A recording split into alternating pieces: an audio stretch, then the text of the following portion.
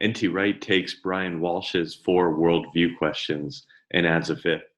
These worldview questions are if you basically everybody in the world has an answer for these 5 questions, whether they're explicit about it or it's just implicitly the lens through which they're viewing the world.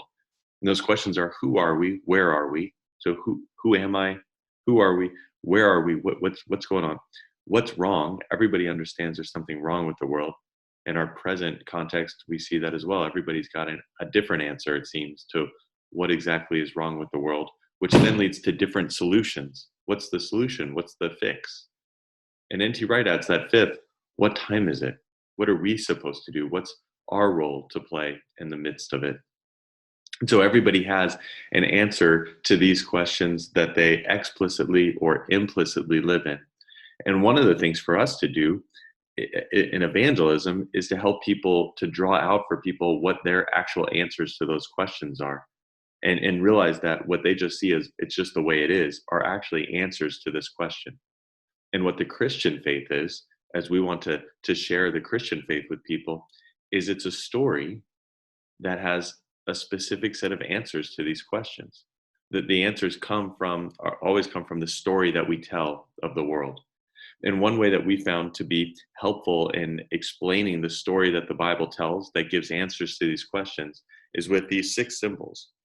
So a down arrow, an X, an arrow going forward, a cross, another forward arrow, and finally a down arrow. This would be the 6 acts of the biblical story that Mike Goheen and Craig Bartholomew talk about in their book, Drama of Scripture. The first arrow is, you'll see that in Genesis 1 and 2, it's creation. And so in the beginning, God creates the world good and right and beautiful. And he creates human beings with a job to do, to be fruitful, multiply, subdue the earth. They're to be his vice regents under his ultimate care. And so who are we? We're God's image bearers with a job to do, to be fruitful, to multiply, to subdue God's earth, to live. Where are we? We are in God's creation. So we are in God's world. Who are we? We are the creatures. And where are we? We're in God's creation. He is the creator. What's wrong? What's wrong is in Genesis 3 through 11 of the biblical story, we have the rebellion. That there's a cosmic rebellion by the first people against the living God, their Lord. And in Genesis 3, they rebel against him, and it goes downhill from there. You have murder and polygamy in the next chapter, all the way to every inclination of their hearts is always evil. Continually, they're acting out in violence against each other. And God floods the world, and it ends with the Tower of Babel. The Bible could end right there in Genesis, after Genesis 11, as a tragedy. But it doesn't end there. There is a promise.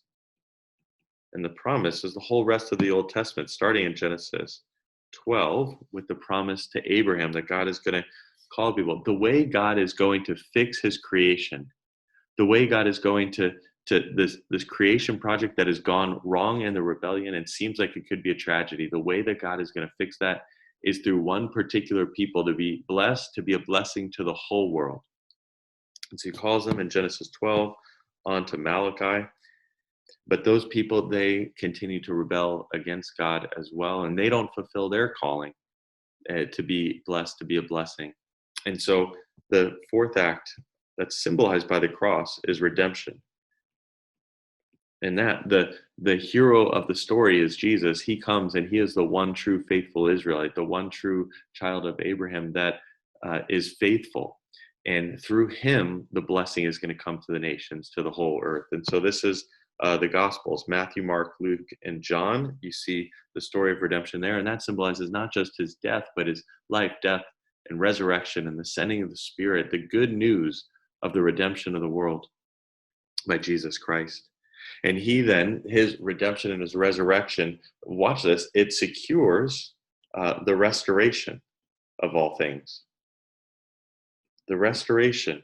And so just as there was a down arrow at the beginning, God came down, so to speak. In the end, Jesus returns and will restore all things, and God's creation project will once again be underway and be fulfilled. And so we see that in Revelation 21 and 22. We see that restoration.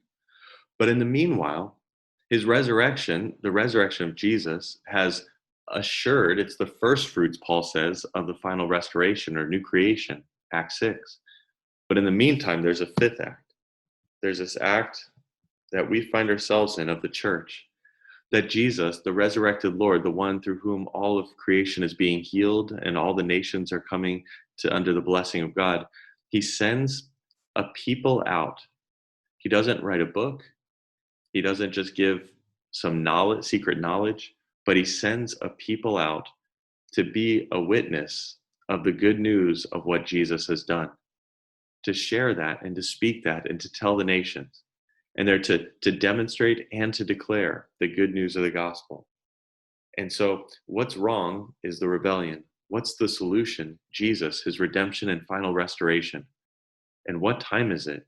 We find ourselves right now in the midst of the church age as these people. So who are we? Where are we? We are here trying to find our role and play our role in the midst of God's story.